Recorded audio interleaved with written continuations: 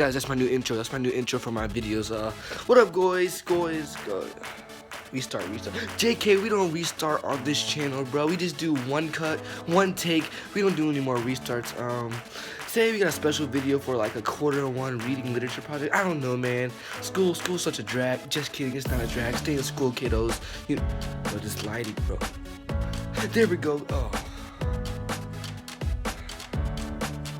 You know what I said about like one takes and everything? You know what? Thinking about that now.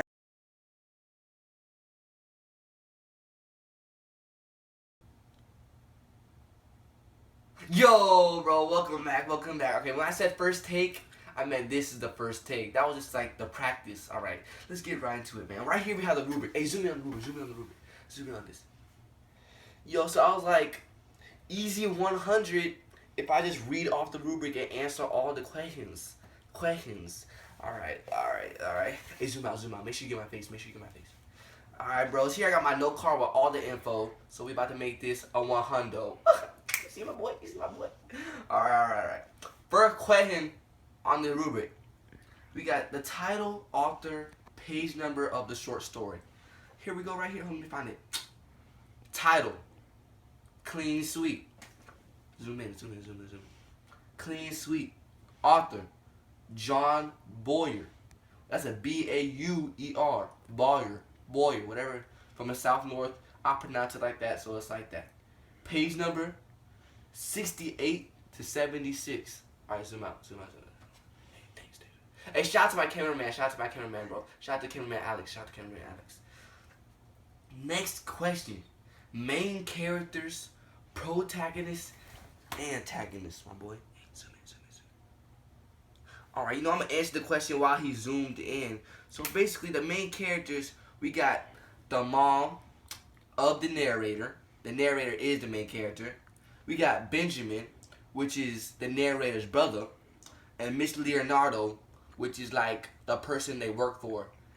We'll give you a little summary real quick. And actually, you're not going to give a summary yet. I got a special surprise for that.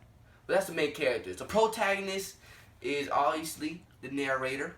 And the antagonist is Miss Leonardo. I don't know if she's really an antagonist though.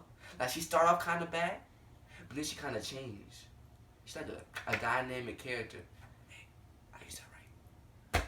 Yeah. Hey, bonus points.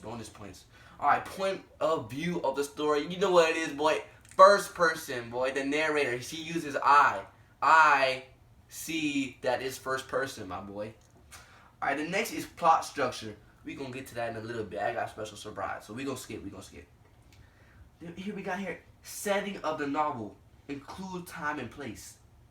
Well, my boy, look. Double-sided note card. You thought I needed more than one? Saving trees, boy. Saving trees. Here we go. Setting. Mrs. Leonardo's house. More specifically, the attic. That's basically it. Alright, next. Figurative language. I need at least dose. So you know in the overachiever I am, I got 2. So I'm gonna read you to them right now. I'm gonna tell you the example. Hold up. Alright, here we go. I found it. I'm getting sick of carrying your weight. Page 70. What that sound like to you guys? You know what? We're gonna give you 4 choices. Let me go see what it is. It's either A, idiom, B, idiom, C, idiom, or D, idiom. You choose right now, guys. Pause the video if you can and tell me what you got. Alright, bro, you back. The answer was A, bro. It was idiom, bro. If you got that right, man, please like and subscribe. We're trying to reach at least 2 views and maybe 1 subscriber from this video, so that's our goal. The next figurative language, here we got, the book was chewed to death. Okay, first off, this is a hyperbole. This thing did not die, okay? First of all, the book wasn't even living. Actually, that could be personification, because the book was dead, but he was never living, and humans can only live. Well, and animals, but you catch my drift. You catch it while I'm putting down. You throw one up when I'm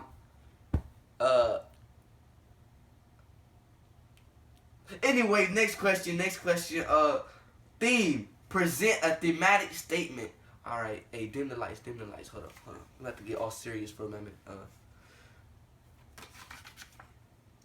The theme statement for Clean Sweep by John Boyer. Yo, I actually didn't write a theme statement yet, so we'll cut it right now, and I'll give you a theme statement when I get back. So basically, right here, guys, you see me drawing and trying like planning out what basically is about to happen. So let's start off with a quick summary, and I'm gonna kind of like do a summary and explain the plot. You see, my first thing, we're gonna go into a little bit of a setting here. So basically, we got this house. Oh, he's drawing it. We got this pretty house, This is not the main character's house. This is my boy, my girl, Mrs. Leonardo. We'll call her Mrs. L because it's shorter. And they don't even spend their time in the house, really. It's like more of the attic. So you see me drawing boxes and stuff. I'm pointing attic. We'll go into the characters a little bit. First up on our list, who we got? Let's see. Ooh, a female? Main character, which is the narrator. We don't really know her name, but it's not that important. The main character's mom. She goes by mom. Maybe she goes by mother, mom. Same thing, guys. Who really cares? Let's see who this character is, man. I'm getting kind of tense. Let's see.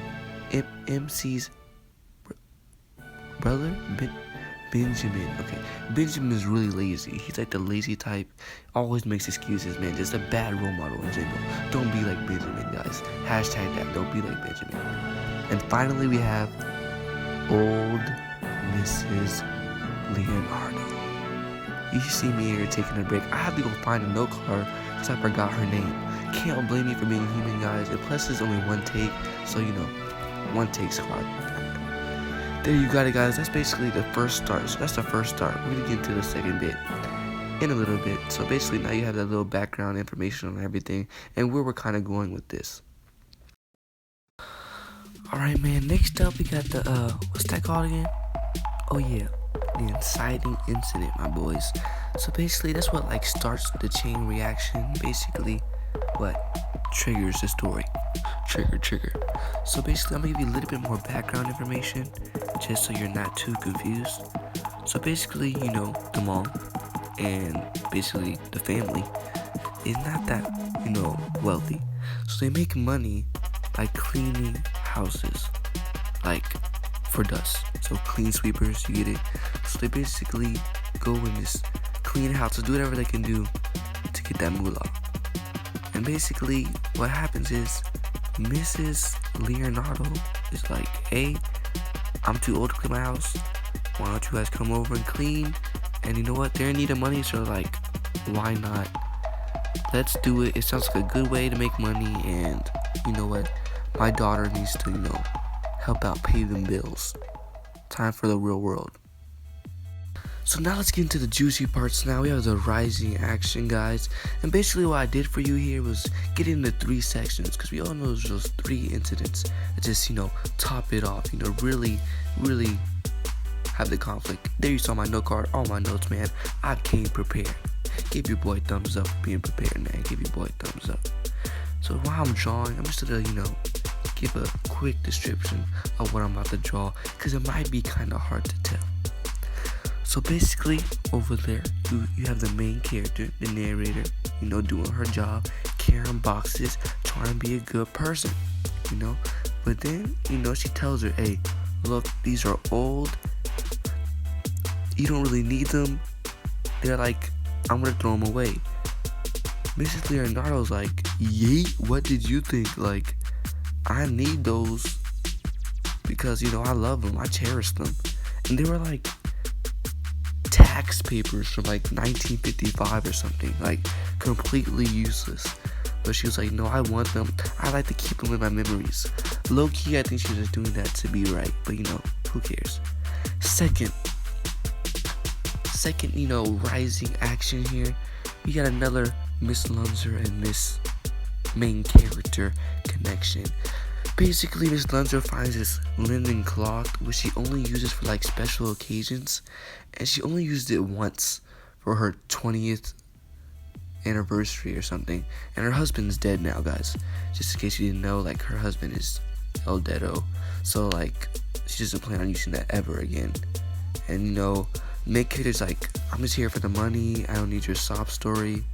Like, she's being patient because, you know, she has to please the customer, but she's in it for the money right now, guys. She just really needs the moolah. So the third and last rising action here, we got this girl finds a book, bro. So basically, you know, her mom's dead, you know, natural causes.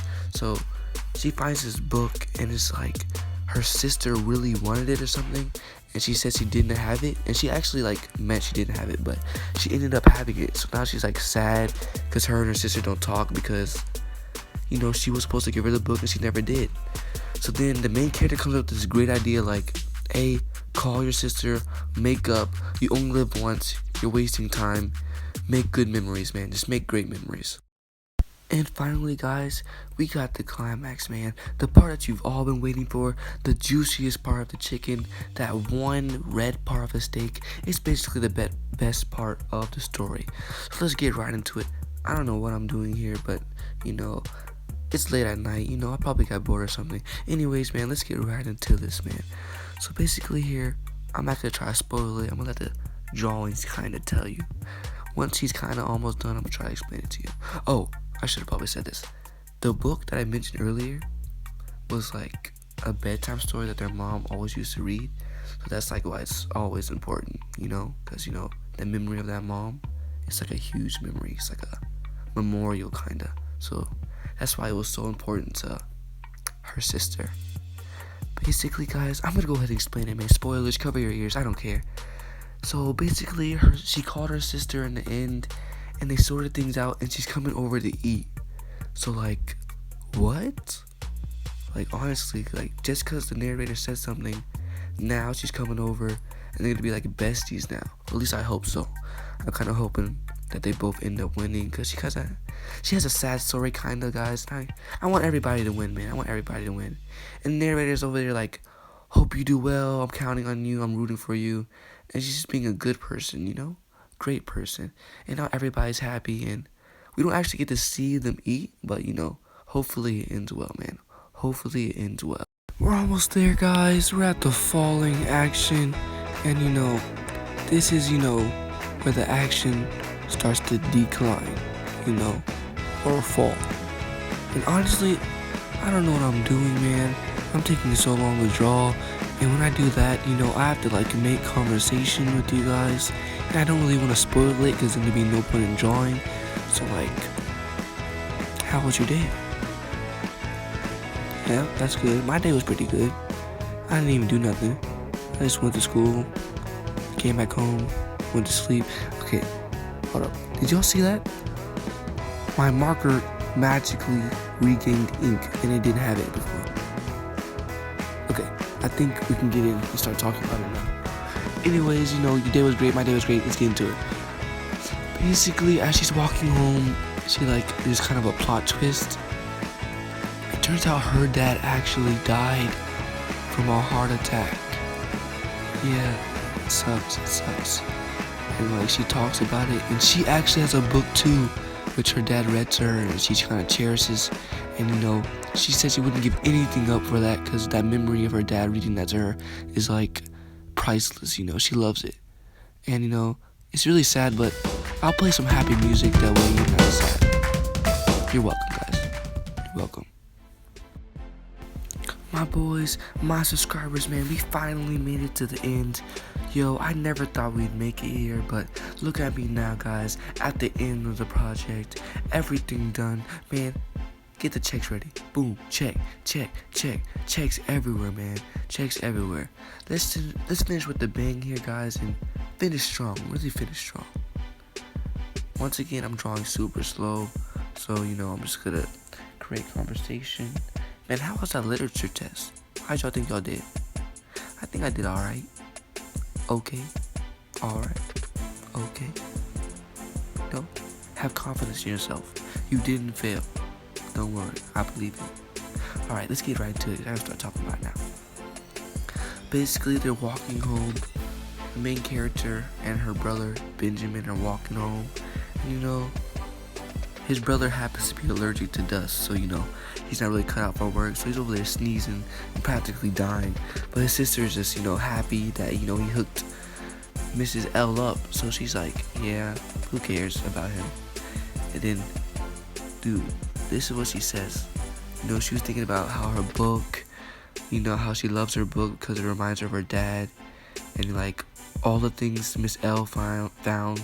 She was like, you never know what you'll find in the dust. And I was like, dang, girl, that's some Caitlin Alderetti type stuff right there, man. Great job, man. And it was just a great ending to this book, and I feel like I really, went through the journey with this main character, man. I loved it. Great story. Video, guys. I know you're probably wondering, Noah, weren't you just here for the theme statement? I was. Hey, you're pretty observant. You should become a subscriber. If you liked the video, make sure to hit a thumbs up, guys. And I don't know, I did something kind of new for content, and it was actually a school project, not even gonna lie. And the only people probably watching this are my classmates, so I don't even have to say that. But it doesn't matter, man. Keep the outro the same. It's your boy BC or Bala Chicken back here with another end of a video. Hope you liked it and hope you enjoyed it. My bad. And hit that like button if you want to support the BC Army, guys. Make sure you subscribe for daily content. BC out.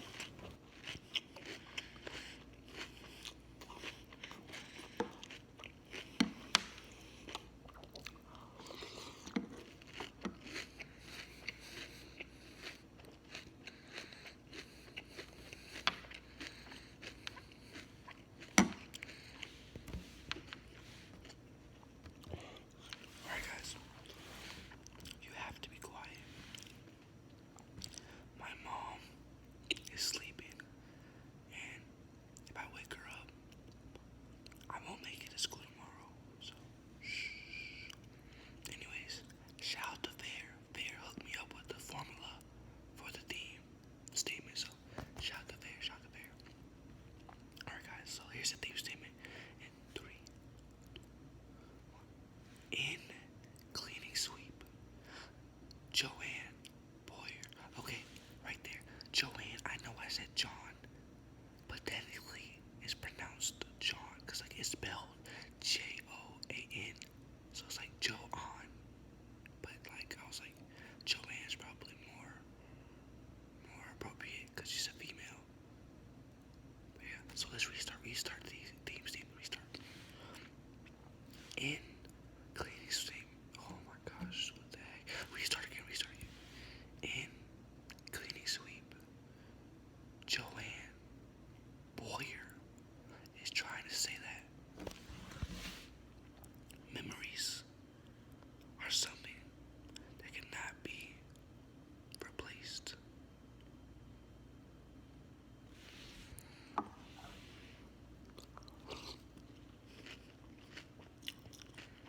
That's it. Oh, and a surprise.